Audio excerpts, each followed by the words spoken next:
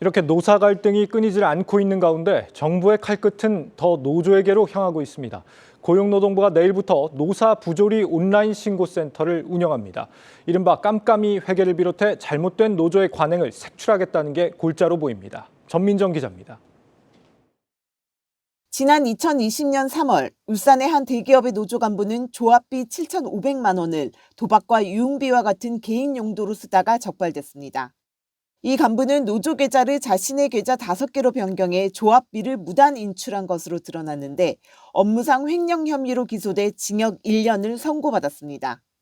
지난해 7월엔 서울의 한 아파트 시공 현장에서 두 노조가 조합원 채용을 요구하다 폭행 사건이 벌어졌고 상대 조합원 채용 반대 시위로 공사에 차질이 빚어지기도 했습니다. 정부가 이처럼 산업 현장에서 발생하는 노조의 불법적인 관행을 뿌리 뽑기 위한 본격적인 작업에 착수합니다.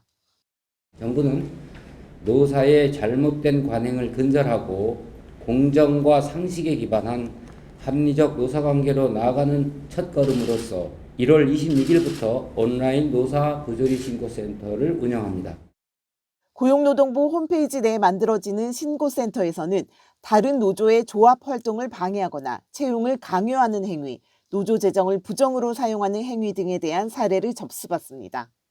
신고가 접수되면 근로감독관이 즉시 조사에 나서는데 심각하게 법을 위반했다고 판단이 되면 수사와 근로감독을 통해 사법 조치하게 됩니다. 정부는 한국노총과 민주노총 지원금을 포함한 고용노동 분야, 비영리 민간단체의 부조금 부정수급에도 칼을 빼들었습니다. 부정행위가 확인되면 수급액을 즉시 반환하도록 하고 부정 청구 금액에 대해선 최대 5배의 제재 부과금을 물리는 등 처벌 수위도 높였습니다. 이렇듯 노조의 불법 행위에 대한 수사와 법 집행의 가속도가 붙었지만 정부의 전방위적인 압박에 노동계의 반발은 더욱 거세지고 있는 상황. 국내 제1노조 한국노총은 강성집행부가 또다시 키를 잡으며 윤석열 정부의 노동개혁 저지 의지를 드러냈고 민주노총은 당장 5월 노동자 총궐기와 7월 총파업을 예고했습니다.